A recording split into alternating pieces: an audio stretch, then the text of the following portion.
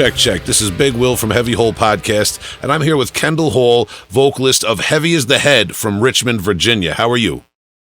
I'm absolutely fantastic. Me too, man. Welcome to the Heavy Hole Podcast. Thank you for your time. I'm absolutely stoked to be here. Honored to be here. Thank you, man. We appreciate you making the time. And just to dive right into it, Heavy as the Head is a band from Richmond, Virginia. You guys have been around, not necessarily that long in the big scheme of things, but as we were just kind of talking behind the scenes, you guys have roots deeper than the two recordings Heavy as the Head has available on Bandcamp right now. And maybe before we get into that, we'll talk a little bit. You yourself, as I always say, are you from a musical family, or was there anyone in your upbringing that steered you towards hard music, hard rock, heavy metal, punk, anything like that? Absolutely not. In no way do I come from a musical family. I am definitely the anomaly in my family. I'm the which it's got to start somewhere. I mean, every family's has to have its roots. I come from not necessarily my direct family, but most of my family's was in the military. Pretty conservative upbringing. And so I don't know. I honestly have no idea where like I get my abilities from, I guess you could say. It just happened one day. All right. So growing up now, when we talk about like, I'm from Long Island, New York. Maybe other people who are into music think of Richmond, Virginia. They think of kind of a happening music scene, things Sure. like that. Growing up for you though, were you in a city, or were you in a more like suburban or rural area, like just outside of Richmond? And like Yes. maybe take us through that a little bit and how that relates to getting into music. Sure. So I grew up kind of in the suburbs of Richmond. Kind of north of Richmond. And I was just a little punk poser skater kid. I always like wore the skate clothes and like told everyone that I skateboarded, but like I don't know how to skateboard. I can ollie, but that's it. So don't tell anybody. Between me and you and whoever listens to this show, 100% a poser. But when I was a lot younger, I had my best friend Chris. We would like hang out in his basement all the time. And this was like the heyday of new metal, man. I know like Korn, Limp Bizkit, like I was all about it because it made my parents mad. Like most new metal kids, is like, ooh, this isn't what's on the radio. I'm edgy. And so like that was like my like soiree into alternative music, I guess you could say. And it's super cringy stuff, man. When you look back at it, you're like, just like everyone else, you look back at no one looks back at when they're like 14 years old and be like, dude, I was a super cool kid. I was a loser. Yeah. Oh man, don't get me started. I can co-sign that. Yeah, not to stop you. But like we would hang out in his basement, man. And we would ride our skateboards up to like the local elementary school and like pretend to skateboard. And then we'd go back and like, we would listen to music, and we wanted to be in a band so bad, dude. And like, I wanted to be a drummer. I started out as a drummer. And so like, and he was a bass player. And so he would play his bass, and I was broke. So I couldn't afford a drum set. So like pots and pans, like trash cans. And I made myself a drum set. You couldn't tell me nothing, dude. I was awesome. But like his uncle played bass in like some heavy metal bands.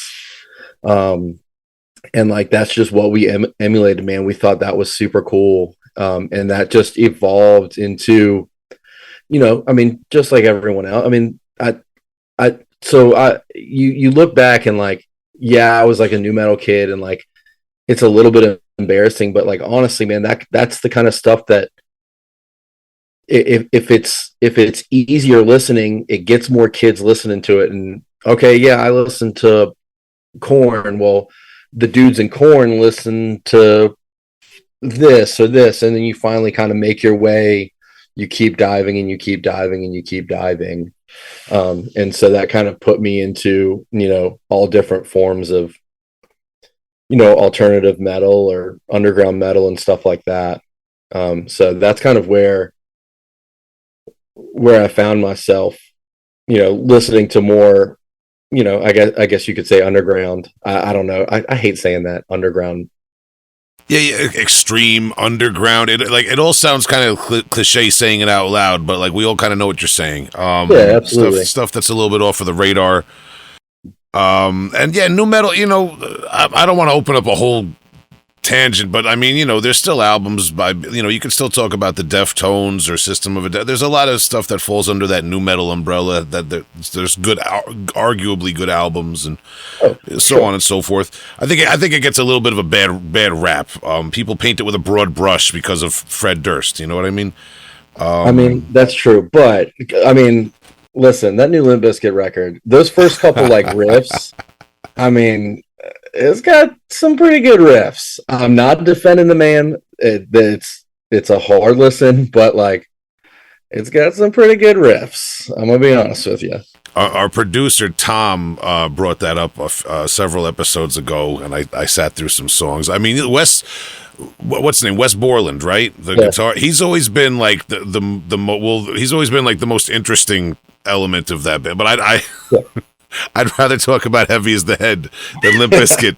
Let's talk about Limp Bizkit for 3 hours. What's wrong with you? The Patreon people can check out our marathon Limp Bizkit episode. Just kidding. No false advertising.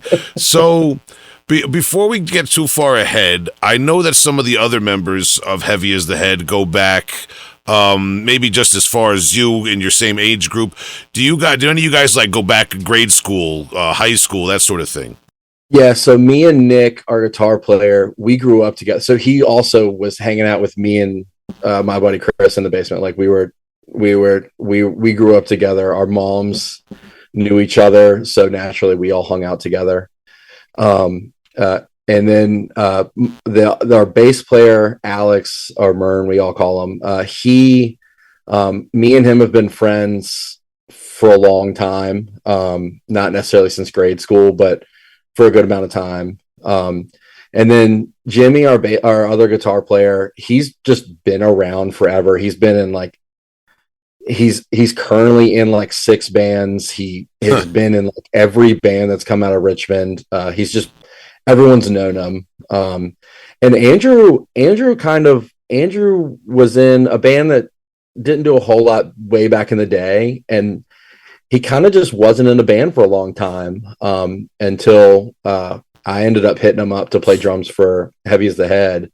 And ever since then, it's been awesome seeing him like get back into music and like progress in his drum playing too. Like when he first started with us, I mean, he really hadn't played drums very much in such a long time. And like, it was so awesome seeing his growth. Like, every week we'd practice and you were like, damn, dude, you learned something new and you learned something new. And like every time we play, someone comes up to us and was like, dude, your drummer killed it. And I'm like, man, hell yeah, go tell him that. Because that shit, like, that matters to someone, especially someone like Andrew that like, he's super down on himself anyway, but like, he's like, he's a really good drummer. He's got to believe that, so that's kind of how me and Nick are the only ones. That was a very long-winded answer to say me and Nick are the only ones that have known each other forever. No, I appreciate the insight, and I laugh because I know the idea that there's people that are at different stages in their own perception of their game, and just getting some positive feedback can mean more to certain artists than you might realize. Man, I see what you're saying. Oh, so let's get how young are you when you first start messing around with like punk, hardcore, like you say, like the more extreme type of music in terms of your own participation in it? So, I mean, I don't even know, 13, 14 years old when I started realizing that music was a thing that was going to be involved in my life. There's a certain point that, you get a couple albums or get a couple records and you're like, oh, this is more than just like some radio shit. This is like, this means more to me than I think most people do. And then uh, I was just a music fan. I was in like some crappy high school band and stuff like that. And I think the big turning point for me is when so I worked at Hot Topic when I got out of the mall, or when I got out of high school. I was a manager at Hot Topic. Once again, I was a very cool kid before you. So my manager, when I graduated high school, uh, she gave me a CD booklet of all these old hardcore bands, uh, anywhere from like it was Gorilla Biscuits, Minor Threat, Dedication, Count Me Out. I mean, it was just a whole CD booklet, and which now she was my old head. In every genre of music, there's the old head that passes along that stuff.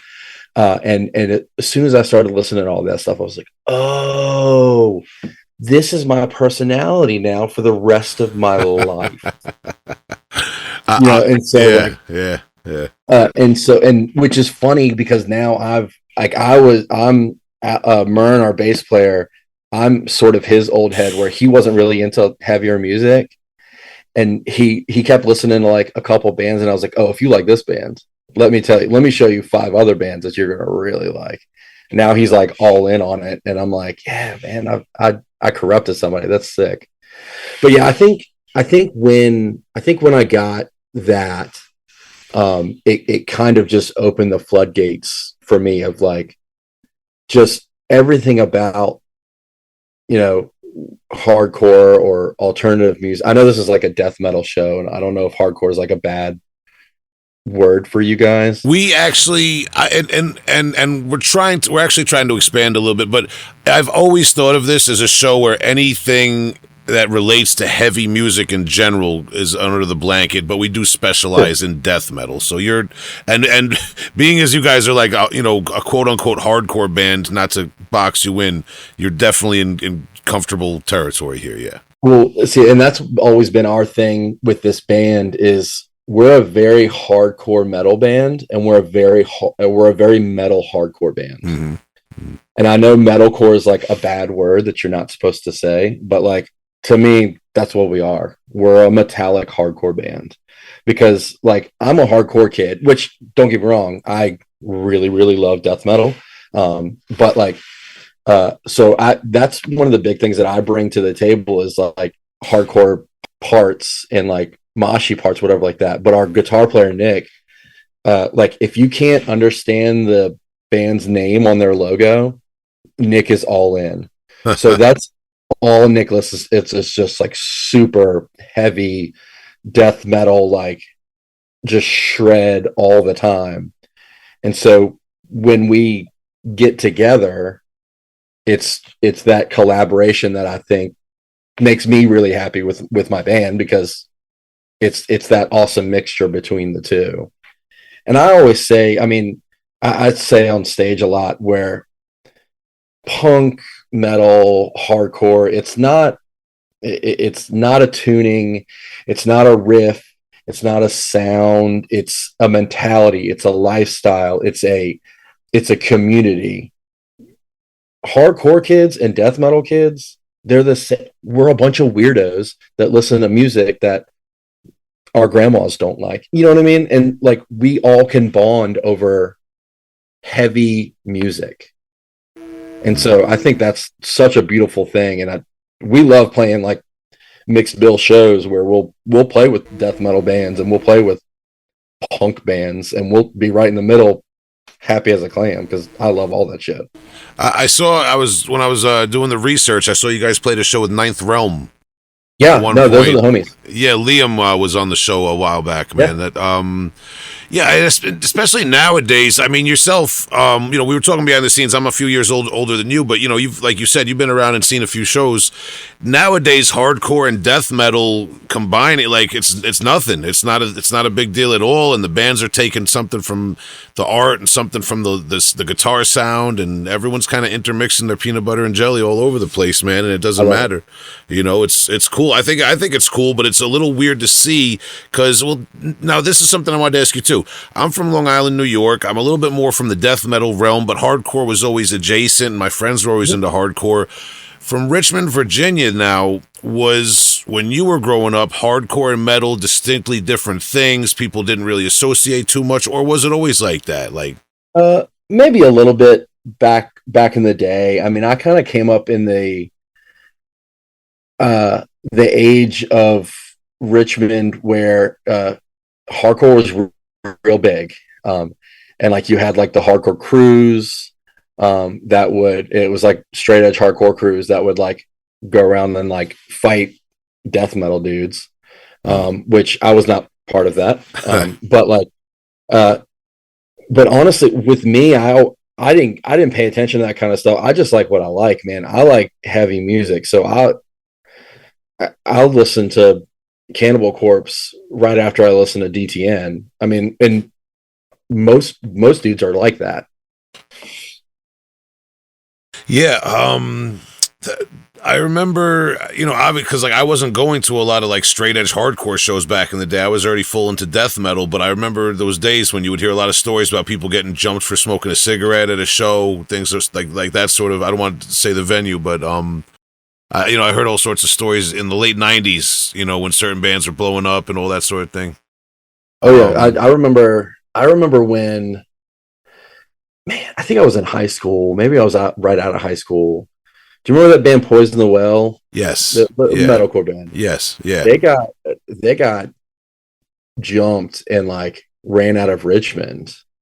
And I wasn't at the show. I don't know what it was all about, but like I was like, dang man, this shit's hard. But like honestly, man, I kind of like, that was one of the things that drew me to going to shows, was being a little nervous, being a little afraid when you go to shows and be like, am I going to get hit? Am I going to be like, is someone going to jump on my head from the stage, or is someone going to like mosh and punch me in the face or something? You know what I'm saying? That's kind of the excitement or the draw of heavy music going to these shows. And I kind of don't ever want to lose that. I don't want that to ever go away. I want you to be a little scared. And guess what? If you're a little scared and you come back and you keep coming back and you keep coming back, guess what? That's called paying your dues. And that's how you're going to earn respect in whatever scene you're in. So if you keep showing up, even though it's a little scary, we got you. You're in. All right. So now let me ask you this.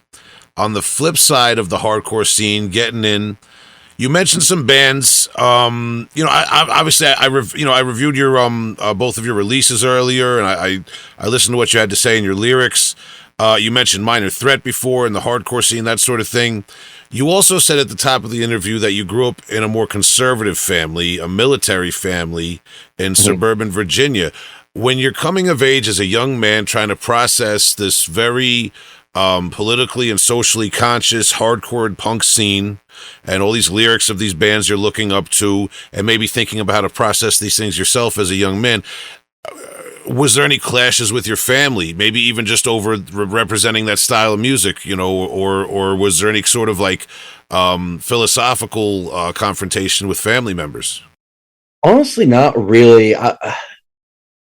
My parents have always like, they've always done a pretty good job of like being respectful toward me. I've always been like the weird dude. And I went through the phase where I had like long straightened black hair, and they were like, that's just Kendal. And like, I've been with the same girl since I was 14.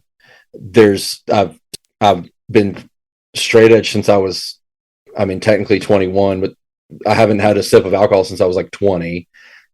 I've been a good egg. And so like, I think there would be more of a clash if I was, running the streets and like, none of the stuff that they found out, let's put it that way. So like, I never really had that much of a problem with them. I've been blue collar, and I've been a construction worker for the last, almost 20 years. And so I think I get a little bit of respect from my family on that end of like, oh, he's blue collar. He's making he's not one of those. He's a productive member of society. Mhm. And I'm going, oh no, I'm one of those also. I'm laughing because there's certain parallels with members of my family, and I kind of get where you're coming from on that, man. Sometimes it's just all about showing and proving to people rather than talking. That's good to hear, man. And now. And we can always edit things out, but I do know you had mentioned behind the scenes to me you have a young family yourself. Mhm. How does, like, being still in a band, being still of the punk and hardcore scene, and having grown up in that, does that play into how you raise your kids and the things you teach your kids in any way?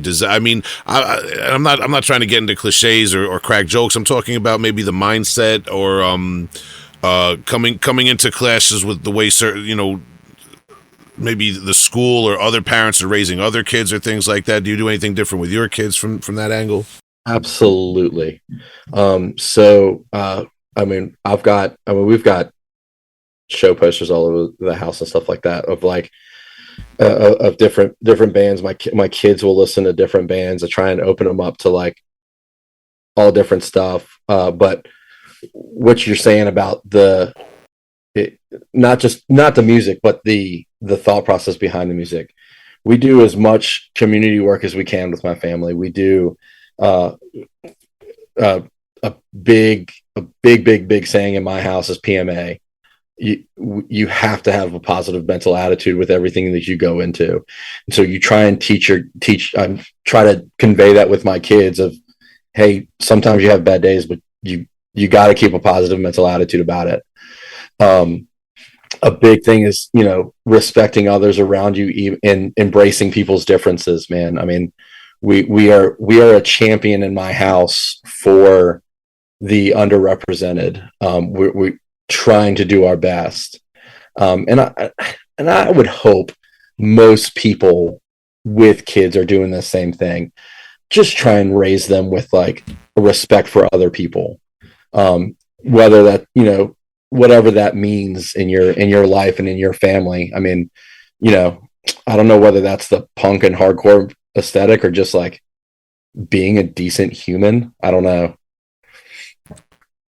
Well, you said a lot there, man. That's a lot of insight. I don't have kids myself. I do have a young family member. I'm an uncle, and I see how his parents in my family raised him, and these type of things, like questions that never popped into my head, about that sort of thing before. Thinking of things from a parent's angle. I'm sure it's not easy, especially when you run into conflicts with, like you said, maybe other people that are teaching their kids other values. You know what I mean? Sure. Not And to. you got to do a lot of damage control, like when they come home from school and they've Yeah. learned new words, and you're like, Yeah. all right, we don't call our brothers that, and we don't call other people this, and like, Yeah. and it's just it's your typical. I've got two that are in third grade and one that's in sixth grade, and so like, there's no getting away from them coming home and using certain, and it's not even the cuss word, it's just the degrading words that they want to call each other or their friends. And like, even just something as little, one of them, their new thing is like calling their brother a total idiot, and you're like, hey man, no one's an idiot. Let's try and like, why do you think he's an idiot? Let's talk more about that. Let's figure out, is this a learning opportunity? Can you teach him how to do something instead of just calling someone an idiot? But I like that, man. I like how you're breaking it down, man. I appreciate that insight. And so then moving forward, man, the rest of the guy, or not, at least you said like before, most of the guys are around or of similar age. When you guys were like back in the day, maybe do you want to talk a little bit about if anyone else in the band was in a band or did anything locally in the scene. I know you mentioned that your guitarist has been in like a whole bunch of different bands in Virginia. I'm just trying to give maybe the listeners maybe some insight. I'm not trying to do the record label thing where they slap the sticker that says members of here, but maybe I know you're fine. but you know what I'm getting at. Yeah. So Jimmy. So let's. All right. So Andrew's not in any other bands. And this is not going to work for fans of listen to these bands because all of our bands are very, very different. So Mern, our bass player, plays bass in a pop punk band called Diet Blood. Which doesn't sound anything like our band.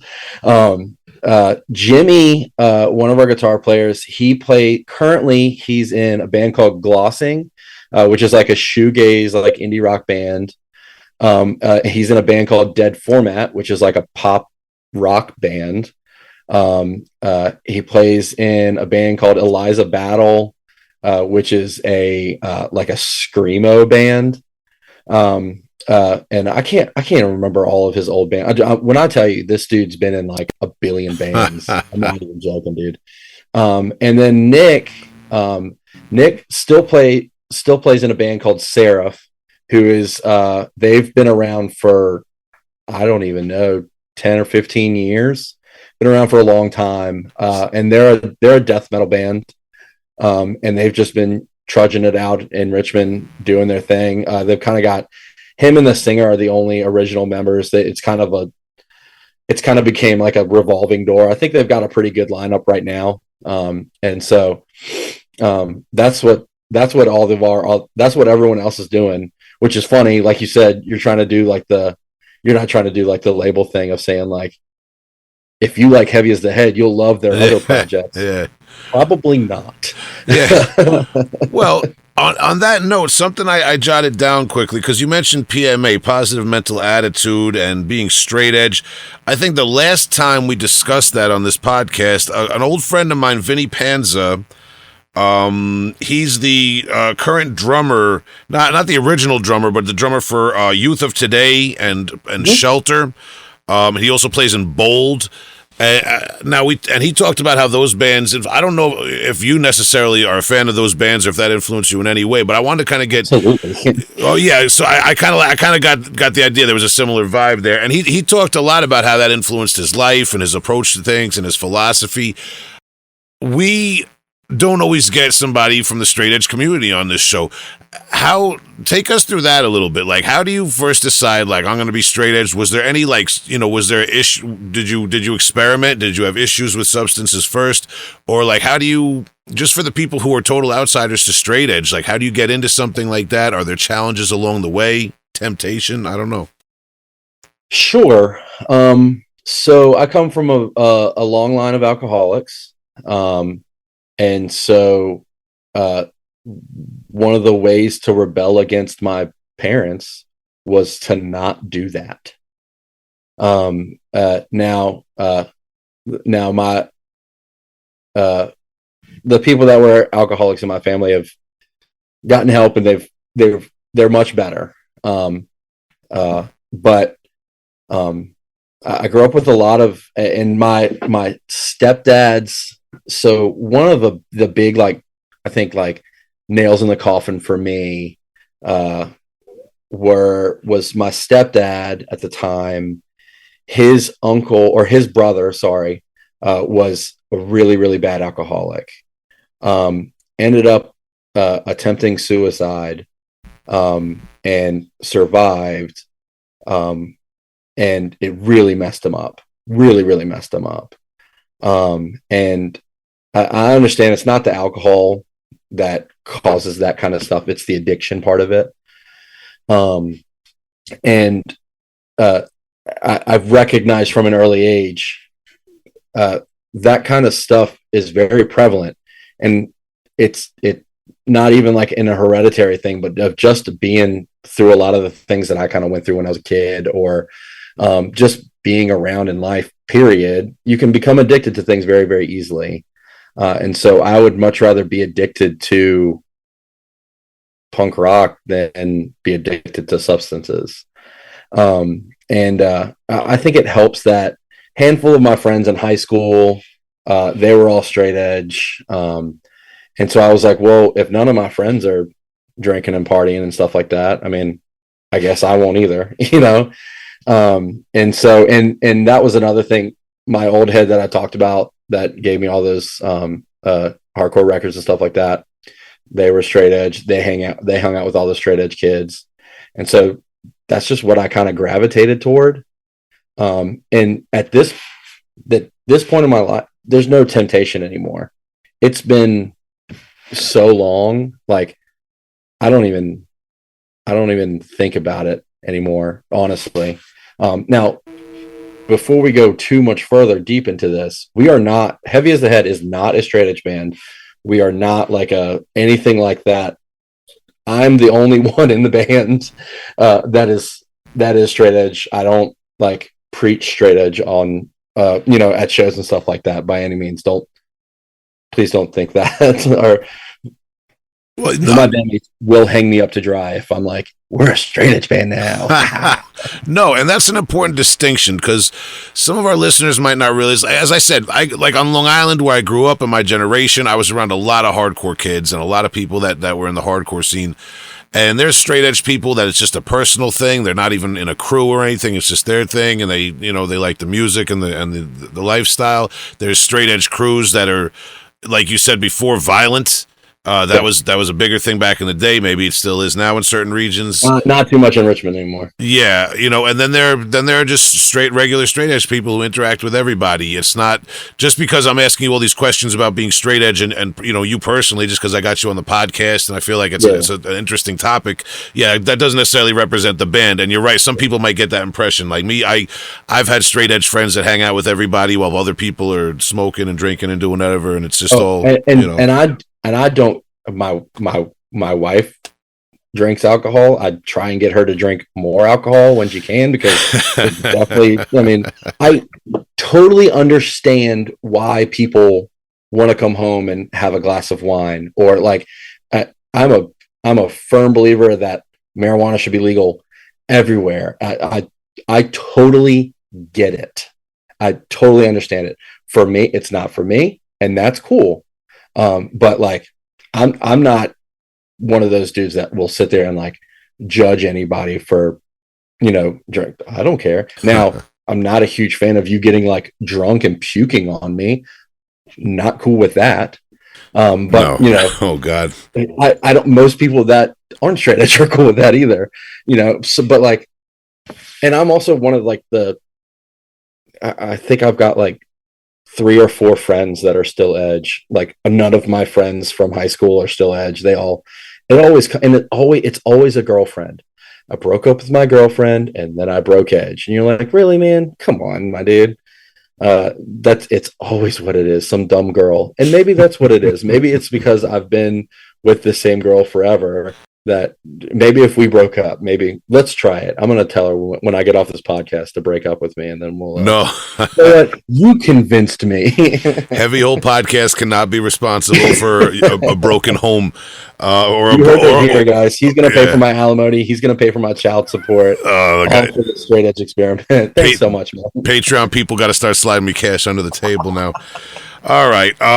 So I feel like you've been we appreciate all the insight you've given us, man. But now getting around to Heavy as the Head, you did mention it's Andrew is the drummer, Andrew Peters. Mm-hmm. Yeah. Now you did talk about how he was in a band a while back. He didn't do much after that. This band is kind of like him stepping back up to the plate and getting back into it. Take us through the actual band Heavy as the Head coming together, writing your first songs, and I don't know what brought this group of guys together at this point in time, and you said now we got to do this. Sure. So it kind of came over the pandemic, where me and Nick have always wanted to be in a band together, and it just has never worked out. I stopped playing music for like 10 years. I kind of had a super demanding job and raising a family and stuff like that, and I just didn't have any free time. But it kind of finally worked out where we were able to get together It was Nick and our original guitar player, Rich. And they asked me to join. And of course, absolutely. I would love to. I'm bored. I've wanted to yell in a microphone for a long time. It's been too long. Um, and then so Jimmy was actually our original bass player before he moved to guitar. And we needed a drummer. I don't know how it is up in Long Island, but there are no drummers in Richmond. There's like most drummers are in like 5 bands. Yep. There, it's a hot commodity, my guy. And so I remembered that Andrew had played drums forever ago. Hit him up, and we had always been one of those things where we had seen each other. We're friends of friends. We'd been at the same parties all the time, or like, but we never like hung out, just me and him. And I was like, hey, why don't you come hang out and see if you gel with us? And immediately it worked. It was great. And then a little bit after our first little weekend run, we kind of parted ways with Rich, our original guitar player. Well, actually, before that, Jimmy stepped away from bass, and that's when Mern joined. Mern joined bass. Like I said, me and Mern have been friends forever. We needed a bass player. I've always wanted to be in a band with Mern because he's like legitimately one of the best people in the world. And he was really diving into heavy music, and I was like, well, this is a great opportunity, pal. And so he joined, and then when we parted ways with Rich, it was kind of natural. Jimmy came in. He had helped write all the songs already, and so he just joined in on guitar because he played guitar. He plays guitar in all of his other bands, and so Jimmy joined back at guitar, and that's been the lineup since then. And all right, and I'd listen. Like I said, people can go to Heavy Is the Head on Bandcamp or other platforms if they choose. That's what I was previewing this stuff today. Mm-hmm. There was the No More Time EP, December 2022, and the High Pressure 7-inch. Yeah. That was also 2022, was it not, or is that more recent? Yeah, so both of those, I think it was right. I think that's right. Yeah, both of those we released both of them in the same year. Were they recorded in the same sessions or No. So they're recorded at two different places. High Pressure was recorded with Dan Upoff at Full Circle. Awesome dude. Really, really great engineer. And then No More Time is recorded with Bob Quirk at his studio. And Bob Quirk is recorded. So I went to high school with Bob, and he's such a awesome guy, and he's responsible for most heavy albums coming out of Richmond here lately. But he like doesn't have any social media. He doesn't go to shows. He doesn't he's like a recluse, man. And he created a studio in a shipping container. He like retrofitted a shipping container. He's the coolest dude. all right. I love Bob so much, but like he's recorded the last I don't know if you've Blazing Tomb coming out of Richmond right now. They're so good. I think he recorded the Killing Pace record that just came out. Enforced. He's done most of the Enforced records. He's done a ton of stuff, but he's just this behind the scenes guy that doesn't put himself out there. And so that's where we recorded that little EP. I like doing the EPs better than I like doing full lengths, especially when they're self-funded. It doesn't make sense for me to go and spend a bunch of money on recording a full length, and then you're basically putting it out for free. You don't make money on music. You make money on merch. So, for a band our level, our plan is just to pump out EP after EP and constantly keep it fresh. That's our business motto, I guess you could say, our business model. Do you? And if anyone asked me about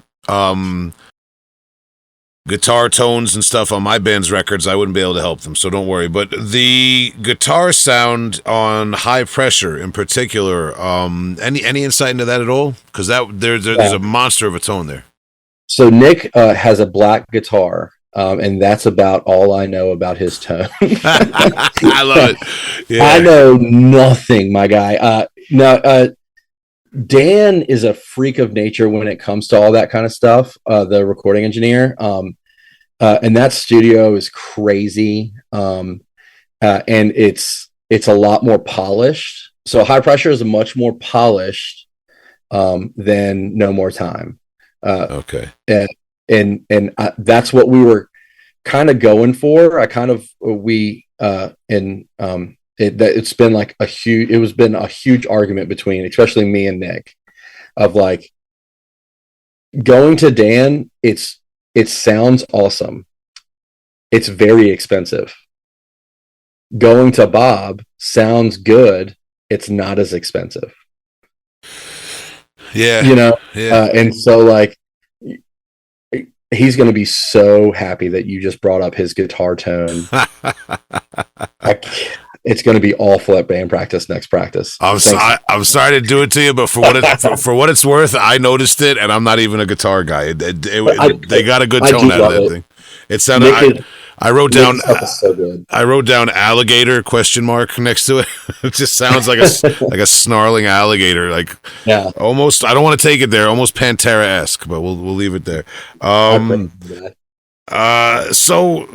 Now, I know you guys did you did like, speaking of self-funded, all due respect, you guys did a little tour, a mini tour of the South. But that was like, what, last year? Yeah, so we've done a couple different weekends. We're doing our best to try and like our kind of like what we've tried to do is like a weekend a quarter, trying like dude, I got 3 young kids. Andrew's got kids. Like we all have full-time jobs. We're trying to do as much as we can. I get it. Yeah. But yeah, our last run, we went, we played in Charleston, South Carolina. Then we went to Jacksonville, Atlanta, and then Winston-Salem. So much fun, man. It's so much fun to do. I love going out, playing out of town. It's hard. You can't call them tours. It's a weekend tour, a weekend run.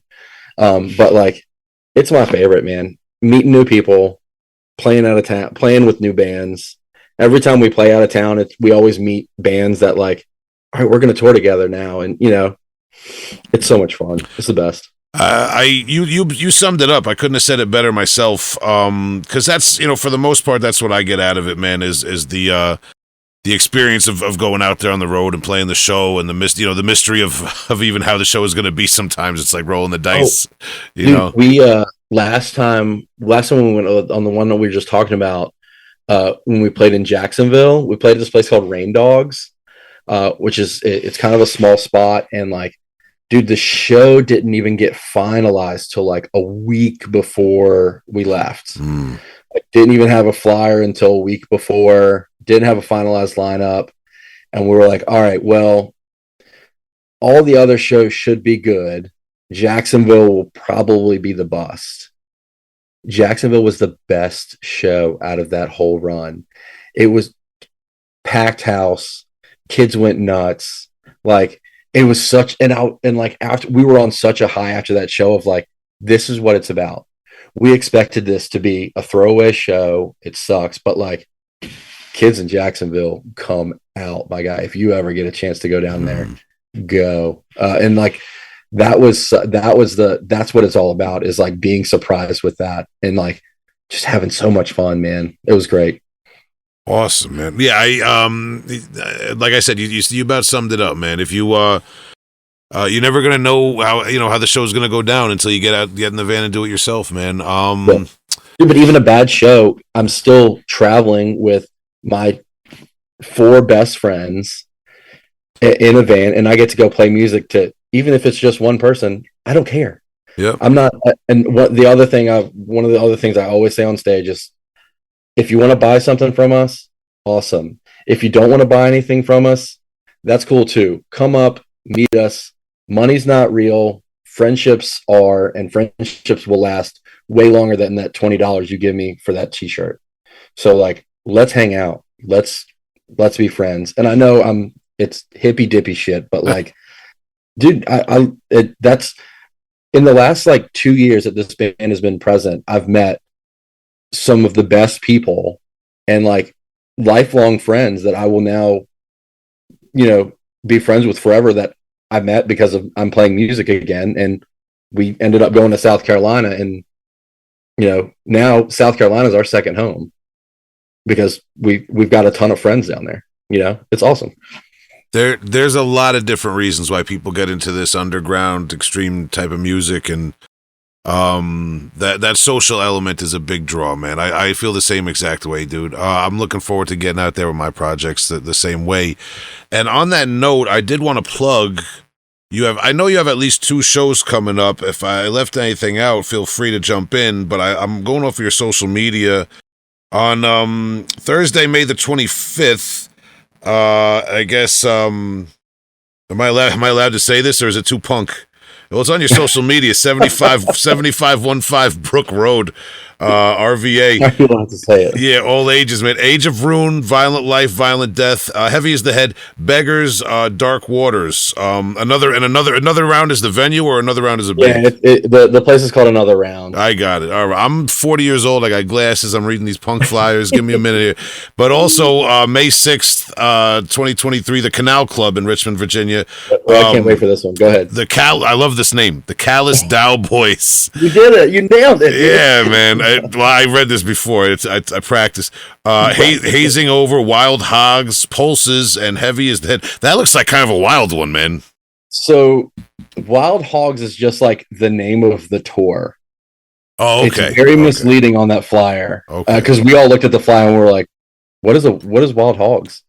But that we're really looking forward to that show on the 6th, man. That's that show is going to be pretty crazy. I don't know if you've listened to the Callous Dow Boys or not, but like they're super. I love that face that you just made. I'm not like it's like I don't know, but I should know. I'm anticipating checking this out. Yeah, the flyer is awesome. They're having a moment right now. They're getting pretty big. They're very along the vein of like what I thought of was like the Chariot, or like really old Norma Jean, very like spazzy metal, whatever. Okay. They're really good. And then Hazing Over is also bonkers. But then that other show, May 25th, that's a show I booked with Age of Ruin, like the same Age of Ruin from like early 2000s. Like it's going to be awesome. And then Violent Life, Violent Death is really, really good too. So that'll be fun. That'll be our first time playing at that venue too. So we're looking forward to it. Awesome. All right. So I'm sorry, but I got to revisit this real quick. So the Callous Dow Boys, the play on words name makes a lot more sense now that you explained that they're a little bit more from that kind of like chaotic, spazzy genre. And Hazing Over is, I guess, somewhere adjacent to that, making sense on the tour. Yeah. So they're a little bit more mainstream heavy, I guess you could say. It's less like, they're a little bit less spazzy. All I'm getting at is calling the tour Wild Hogs with the skeleton rocker guy with the guitar. Okay, I get it now.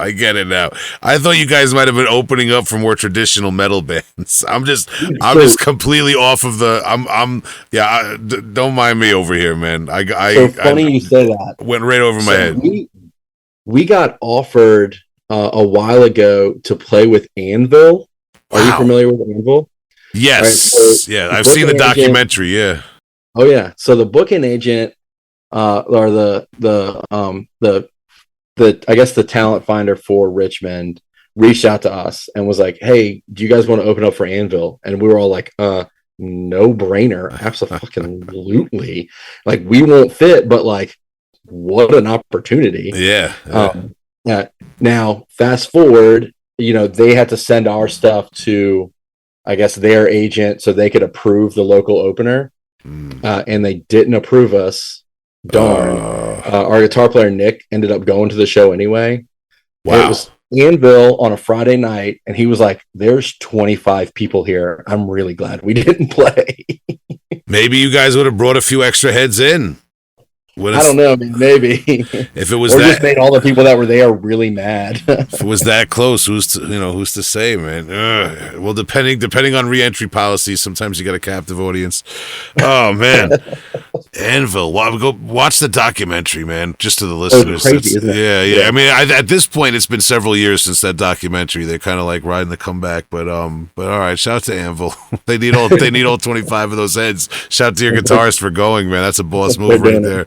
What a good guy. He got denied off the show and he still went anyway, man, just to peep it. That's metal. That's Nick, man. Yeah, not the metal stuff. All right, man. Well, speaking about the metal stuff or otherwise, this is the part where I usually wind it down and I ask you to recommend one older album, demo, EP, anything, and one newer release by any artist you like. There's no strict rules, just something from a little bit back in the day and something from more modern times. 2 recommendations to listen to. So back in the day, oh man. Well, now I don't want to. Your listeners are going to be so mad because I don't know. I can't. I'm gonna say something from the hardcore realm. I mean, all right. Let's say this. So one of my favorite records is a band called Ruiner, and the album is Prepared to Be Let Down. It's no skips. Track 1 to track 2, all the tracks, like they do that thing where they bleed together. And so it sounds like it's just a 30-minute long song. Oh, so good. Impeccable. It's great. But newer bands, so I just saw them last night. They're some friends of ours from Richmond. They're a band called Terror Cell. Terror Cell, yeah. I've seen Cell. I think I've seen the name around. They've been getting out, right? So they actually just did a tour last year with a band called God's Eyes from Long Island. God's Eyes. Okay, this is all kind of adjacently making sense. All right. Terror Cell is just, I don't even know how to describe. They're just heavy, man. It's not necessarily death metal, but it's definitely not like hardcore. It's just heavy. It sounds like a freight train coming at you and just punching you in the face. They're so good. They're incredible. But their album that came out last year, Caustic Light, is definitely where, if you like heavy music, definitely listen to Terror Cell for sure. Okay, so Terror Cell and Ruiner is the older. I'm gonna be perfectly honest, respectfully. I haven't checked out either of those bands yet, so I'm gonna put them on my list. Well, that's good. And again, hardcore is We've interviewed a lot of people on this show, and we are behind the scenes talking to many others. It's not just death metal. That's kind of like home base for me, but we do listen to other stuff around here, man. Hardcore's not too far off base, especially like I said with the younger crowd. It all just bleeds into one.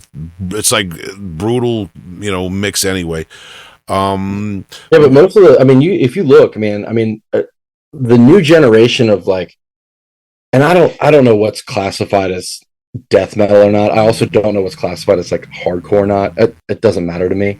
But if you look, man, most of these new death metal bands that are really doing it, it seems like it's hardcore dudes playing death metal. That's the new thing, man. You look at bands I was listening to Tribal Gaze this morning. It's hardcore dudes playing metal. It is. And as a 40-year-old death metal guy, who gets the little tinges of bitterness and resentment every once in a while, I just got to say this: if you can't beat them, join them.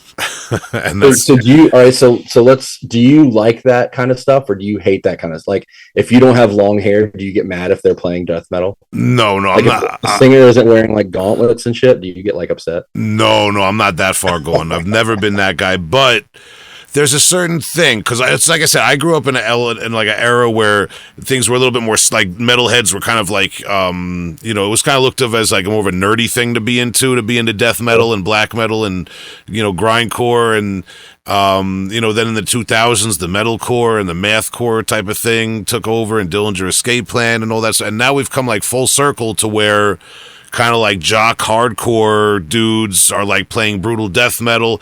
But doing this podcast, as opposed to just being a guy who sings in bands and listens to music, over the last few years has opened me up. Like I try to see everyone's side of things with death metal and with the underground scene in like a journalistic, I guess, kind of mindset. So I'm forced to leave the elitist thing off to the side. Like, shout to Maggot Stomp Records. You know, you mentioned Tribal Gaze. 100%. I'm friends with and in bands with musicians that are, you know, in their late 20s.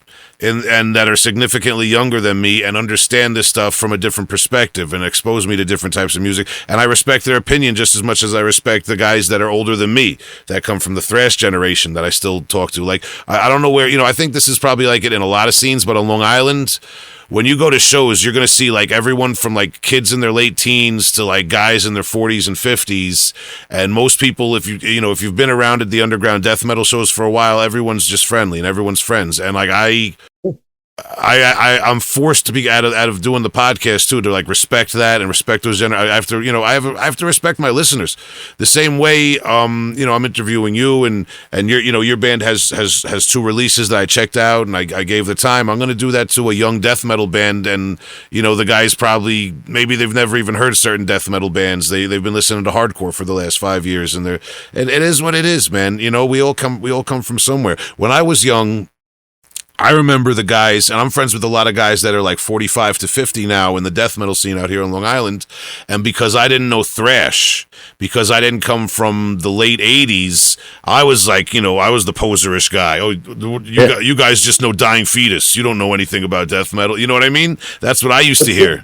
So it's what's cool about that is like, and it's the same in hardcore metal or death metal or whatever like that, is like, oh, you never heard of this band? And they're going to like give you a hard time, but then they're going to go, hey, go listen to these bands. Mm-hmm. And then, so like now they're growing this community. Like you just said, like you go to a death metal show and you've got kids from in their 20s to people in their 50s and stuff like that. And like, isn't that a beautiful thing, man? This community, it's never going to die. Because when those 20-year-olds or 50-year-olds, they're going to be sitting there complaining about this new style of metal while they're at the show. They're going to complain about the music that they paid to go see because they're supporting it. And then those 20-year-olds will now grow up to be 50-year-olds. And it's just a cycle. It's so cool to me is that the community is the same. It doesn't matter what the dude on the stage is singing or what the guitar player is playing.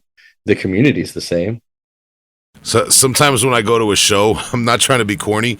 I get I get this like nostalgic feeling, like an old man walking onto like a baseball field or something, like some old familiar place, like like it's still here.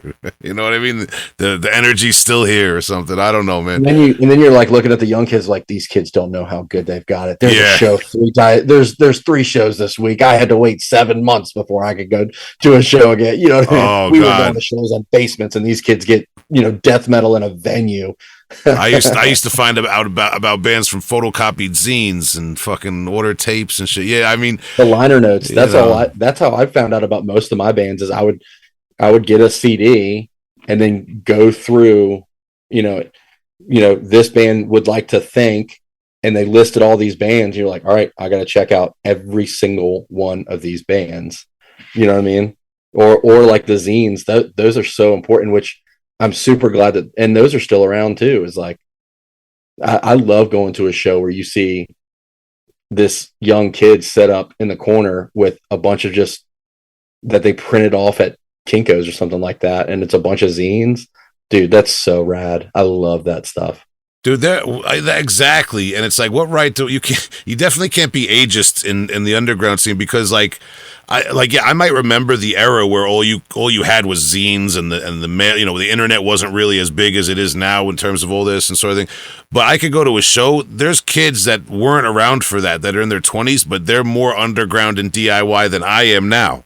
You know what I mean? So it's like, who am I to judge? It is what it is, man. They got a tape label now in 2023, and they're keeping it real at the show with, their shit, and so it is what it is, man.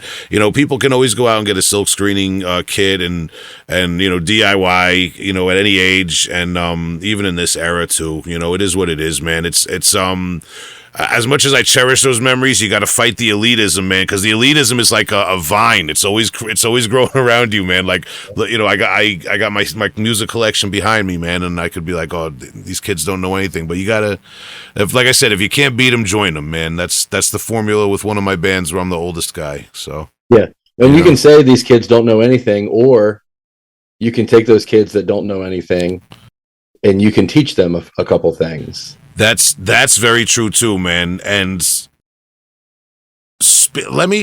I've had you on for a while. I want to be respectful of your time, but you mentioned you've been a union construction worker for many years. You're a family man. When you go on the road, when you play shows with your band, when you're getting ready for things with your band, when you're trying to get merch made, I mean, do you see how any of that has affected your perspective now as a man who's able to get things done and able to handle money and handle business and that sort of thing? Like, has that changed your perspective as opposed to maybe when you were younger and kind of fly by the seat of your pants style with music the way I was and the way a lot of people are? Sure. I mean, if I can no longer afford, whether it be monetarily or time away from my family, to hop in a van and drive to the middle of Kansas and play for 3 people. I just can't do that. So if we go out, I'm going to do my best as like the band dad and the guy that's booking these tours to make sure that our shows out of town are as successful as they can be. Now, I don't mean successful with money. Don't get me wrong. I've never put like a handshake in my gas tank. I need that money to get home. But if we talked about Jacksonville, where like kids went nuts and like we were on such a high, worth it. Didn't care if we got paid. Didn't care about selling anything. It's worth it to me to drive that far for that crowd response. And so I try and set Heavy as the Head up the best as I can for success. Like I said, whether it be monetary or whether it be a chance to go hang out with some friends or play a festival with a bunch of people, whatever that looks like at that time. But yeah, it's a harder pill to swallow. If I'm going to be away from my 3 kids, it needs to be worth it.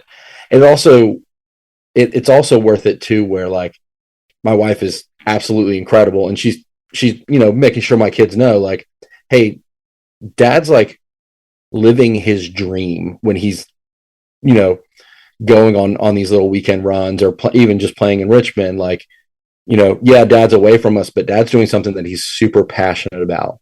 And so my kids now get to see that I stopped doing what I was doing, what I was passionate about for, 10 plus years, to raise them to the point where like they're not self-sufficient, but they're good. They're not babies anymore.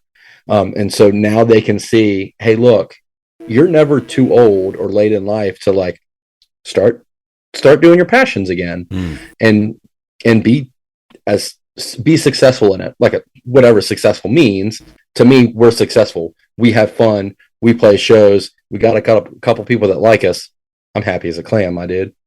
And so yeah, that's the long answer of being successful. You know what I mean? Yeah, fair enough, man. I appreciate that. And I don't think anyone would accuse you of being a rock star for just trying to set yourself up to have good shows when you travel hours and hours on the road to get there.